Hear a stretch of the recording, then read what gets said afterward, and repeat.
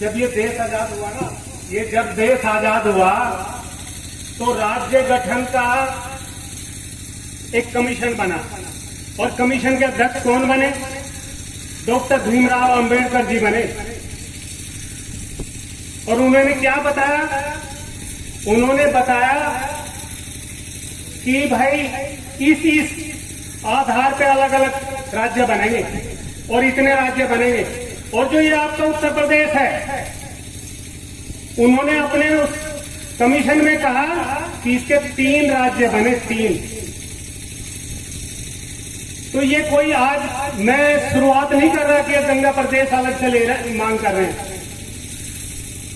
तो आपको ये जानना है कि पंडित नेहरू जी ने किन्हीं कारणों से, चाहे उनके राजनीतिक फायदे रहे हो, चाहे इकोनॉमिकल फायदे को लेकर चले हो, उन्होंने जो डॉक्टर भीमराव अंबेडकर जी ने जो रिपोर्ट दी थी उसको नहीं माना था और वो चरण बढ़ता चला गया। बाद में चौधरी चरण सिंह जी आए, उन्होंने उठाया और फिर किसी ने उठाया, जो आपने सबने सुना, आज तक नहीं बना है।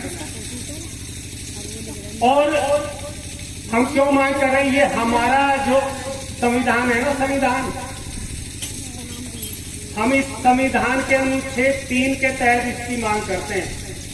और हमारा संविधान हमें ये आजादी देता है कि हम अपना अलग प्रदेश, चाहे 2 प्रदेशों की सीमाएं बना लें या इसी में से कुछ जनपद इकट्ठा करके बना ले, 25 जनपदों का बना ले, या फिर जैसे अभी आपने, क्योंकि जब से ये मांग उठी है तो कई रास्ते सरकार सुझाती रहती है कि ये प्रदेश को हम हरियाणा में मिला देंगे, इसको दिल्ली में मिला देंगे, इस जनपद को उत्तराखंड में मिला देंगे। मैं आपको ये भी बताता चलो कि आप ये झंडा देख रहे हैं, मैं देखिए सब ज्यादातर अधिकतर मैं छोटा छोटा प्रकाश डालूंगा, आपको केवल समझना है, कहीं कुछ है तो मैं एक्सप्लेन भी करूंगा। ये 3 झंडे, ये जो हमारा झंडा है गंगा प्रदेश का, इसमें आप है 3 है से हवाई जहाज है। हवाई जहाज किसका होता है? जय जवान, जिसको कहते हैं जवान का ये हवाई जहाज है। और ये किसका क्या मतलब है? हवाई जहाज का मतलब है जय जवान ताकत है, जो हमारे देश की ताकत है। देश की ताकत, देश का बड़ा होना, देश का विशाल होना आपकी सेनाओं से ही बनता है। दूसरा है से हल है किसान के लिए, अन्नदाता के लिए। और फिर है से हुक्का है भाईचारे के लिए और एकता के लिए, और जिसकी इस गंगा प्रदेश को बहुत सख्त जरूरत है। ऐसे अगर आप लोग, मैं सिसोली में तो घर गया हूँ, कोई भी घर बचा होगा। जब से मैं सिसोली में आया था 5-6 दिन पहले, मैं नहीं समझता कि मैं और अकेला गया हूँ, और इसलिए गया हूँ कि भाई इस काम में, इस जन जागरण में मैं खुद घर जाके ये जन जागरण को पूरा करूँ। मैं आज इस पावन दिन पर नमन करूंगा राव विजय राव जी को, जो धावनी नगर से आके जिन्होंने सिसोली आबाद की थी। और फिर मैं नमन करूंगा भाई बाबा दनत राय जी को, जिन्होंने सिसोली का नाम बहुत दूर दूर तक फैलाया। मैं नमन करूंगा नंद जी को, जिनके नाम से नंद की सिसोली बजी और बहुत दूर तक उनका नाम का प्रकाश गया। मैं नमन करूंगा काली सिंह बाबा को, जिनका बहुत दूर दूर तक प्रताप फैलता गया। और मैं नमन करूंगा यहाँ की जन्मभूमि को, जिसने समय समय पे कोई न कोई एक ऐसा नेता कहिए, एक ऐसा इंसान कहिए, एक ऐसा समाज सेवी कहिए, जो देशों में, कम से कम देश में तो बहुत विख्यात हुआ है। मैं आना चाहूंगा रोजगार के मुद्दे पे। ये गंगा प्रदेश क्यों बनाना चाहते हैं हम? आपके जो पश्चिमी क्षेत्र है, बेरोजगार का इतना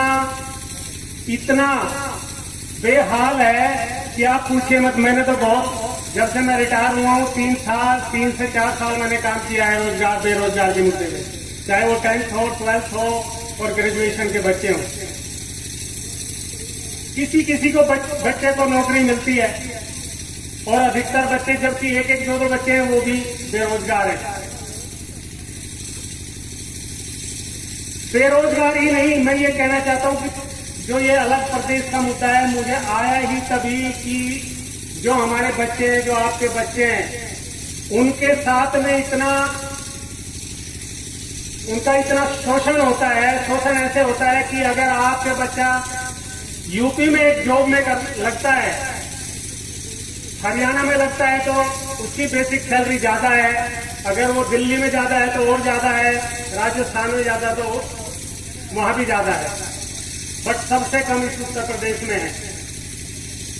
तो अगर पश्चिम उत्तर प्रदेश बनेगा और ये अलग राज्य बनेगा, तो मैं समझता हूं कि ये स्थिति ऐसी बनेगी कि ये राज्य ऐसा बनेगा कि जो इन सबसे अधिक बेसिक पे देने वाला राज्य बनेगा।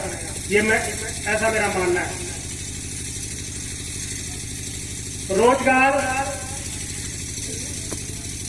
जो रोजगार है, अगर आप अलग प्रदेश बनाएंगे, गंगा प्रदेश बनाएंगे, तो मेरा ऐसा मानना है कि हम इस गंगा प्रदेश में ऐसी व्यवस्था करेंगे कि स्कूलों में ही HR की व्यवस्था हो। HR होता है ह्यूमन रिसोर्सेज।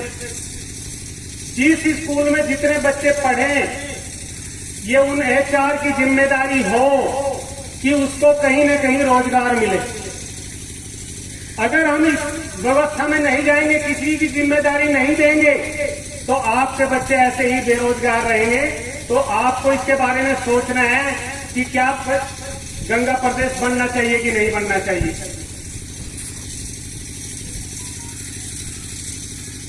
हम ये भी चाहेंगे कि गंगा प्रदेश बने तो पूरी दुनिया में सबसे ज्यादा नौकरी करने वाले इस प्रदेश के बने।